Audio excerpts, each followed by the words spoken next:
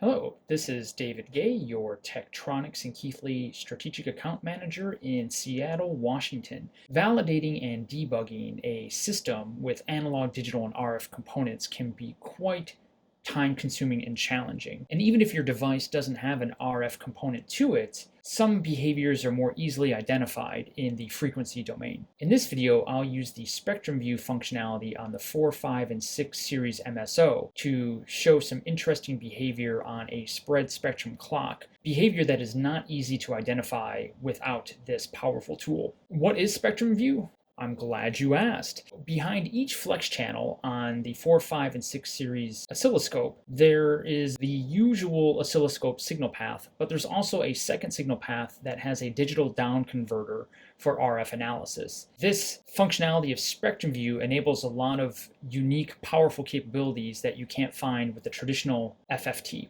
For example, spectrum view enables signals to be viewed in both the time and frequency domain simultaneously, with familiar frequency domain controls like center frequency and resolution bandwidth that are completely independent from your time domain settings. And perhaps most importantly, it gives you precise time correlation between events in the time domain and the frequency domain. So what does this mean? Well, let's take a look. Okay, looking at my 6 series MSO, I have a spread spectrum clock that's around 100 megahertz going into channel 1, and I'm looking at a typical time domain view here. To set up spectrum view is very easy. I'm going to double tap the channel badge and go to the spectrum view tab and turn the display on. Immediately you see my spectrum display on top with some markers. You can see I have a variety of frequency domain traces. I can add a max hold, I can do some averaging, but for the purpose of this demonstration, I'll keep with a normal view. I'll tap outside the menu to close that out. Now over here, you notice I have a spectrum badge, which displays my center frequency, span, and resolution bandwidth. Let's double tap into that and set up our display. I'll change my center frequency to 100 megahertz, my span to 20 megahertz.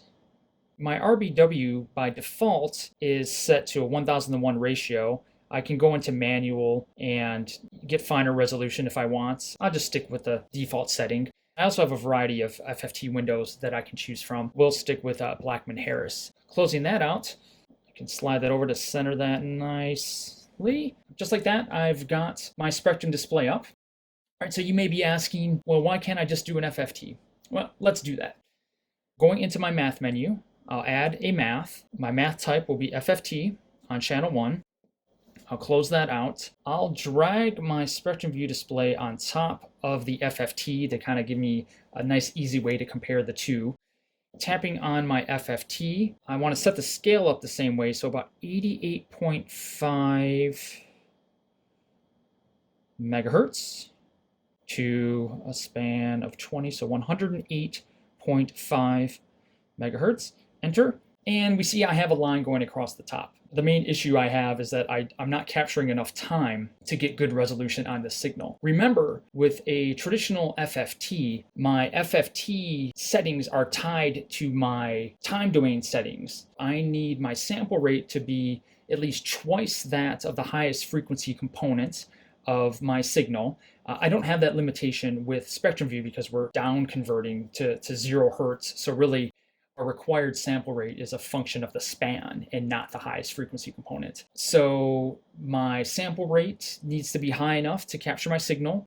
And to get good resolution, I got to capture more time. So for instance, if I want the same RBW of 20 kilohertz, so 1 divided by 20,000, and then times the FFT window factor of a Blackman-Harris window is around 1.9. So that's going to give me the required amount of time I need to capture. Then the total record length obviously is a function of the sample rate and the total amount of time captured. So as you can tell from some of that math, to get a high frequency signal with a good amount of resolution is going to require a lot of record length on your instrument with a traditional FFT. And even if you do have the record length available, that processing can really bog down your instrument and give you like slow update rates. So Spectrum View gets you around that. Anyways, I maybe got off on a little bit of a tangent there. So that math I needed to do to get me the right settings for my FFT, I'm not good at doing the math in my head, so I'm just going to start adding more time to my acquisition until I get a nice display that looks pretty similar. So there we go.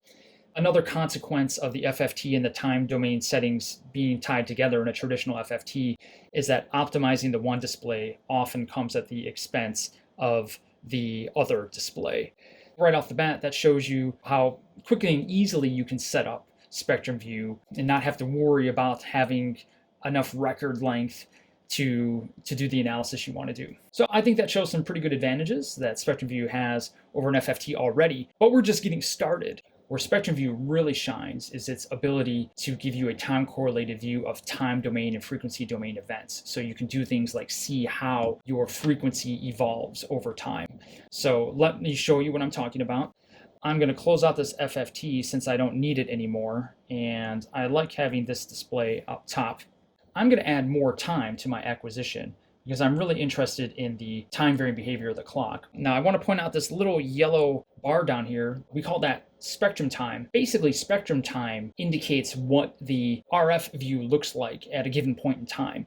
So if I take a single acquisition, and I'm going to grab my mouse, if I grab spectrum time and start sliding it back and forth, looking at the spectrum, I can see the spectrum evolving over time. So that's pretty cool. Nothing interesting is happening at the moment, but I do know that there's some elusive behavior with this clock. So I'm going to take advantage of the RF versus time traces that are available. I'm going to double tap into my channel badge and go back to the Spectrum View tab. And you can see I have a section here that says RF versus time waveforms. Now you need option RF-VT enabled on your scope to take advantage of this functionality, but it's worth it. So check out what I can do. I can add a frequency versus time waveform. Close out that menu. I'm gonna pinch that out a little bit. So basically this waveform down here is showing me how my RF frequency is varying over time. I can add some measurements. So I'm gonna drag a measurement down there. A peak to peak measurement will tell me how much the frequency is varying. And if I throw a frequency measurement on this, it'll tell me the modulation frequency. So we can see that we're varying roughly 3 megahertz, so from like 98 to 101 megahertz. And we can see that the modulation frequency is about 39 kilohertz. If I zoomed in, I'd see all these sideband harmonics spaced at about 39 kilohertz. Anyhow, let's run the scope. Now, what I can do is I can actually trigger on this RF versus time trace. So I'm going to go into my trigger menu and choose my source, channel 1, RF versus time trace. This clock glitches out every once in a while, or it loses its spread spectrum clocking. So I am going to go into a timeout trigger. I'm going to say either it stays, the frequency stays high or it stays low for 100 microseconds or longer. And I'll need to change this to a normal trigger because it doesn't happen very often, and I just want to, only trigger when I find this event. And let me move my spectrum time over here. Oh, I already caught it. What did I find? Pulling my spectrum time box over here, we can see our clock is a nice spread spectrum clock as expected. And then I triggered when the spread spectrum clocking kind of disappears. And you can see, looking at the spectrum up top, it becomes very narrow band around that fundamental frequency of 98.5 megahertz. And it stays that way for a good millisecond before the spread spectrum clocking starts back up again. Really, I need to capture a bit more time to see how long it takes for my clock to get back up and running again. Capturing this issue is going to be, if not impossible, exceptionally difficult with any other FFT or RF-based solution. So Spectrum View, in a matter of a few seconds, was able to find an issue with this spread spectrum clocking that I can now dive into in much more detail. So I have plenty of record length on this. I can capture a lot more time, see if this is happening at a regular interval. Because all my other channels, everything is time correlated, I could start probing around my board on channel 2 and see if there are signals that are coincident with this issue of the clock dropping out, to see if there's something else in my board that's causing this to happen.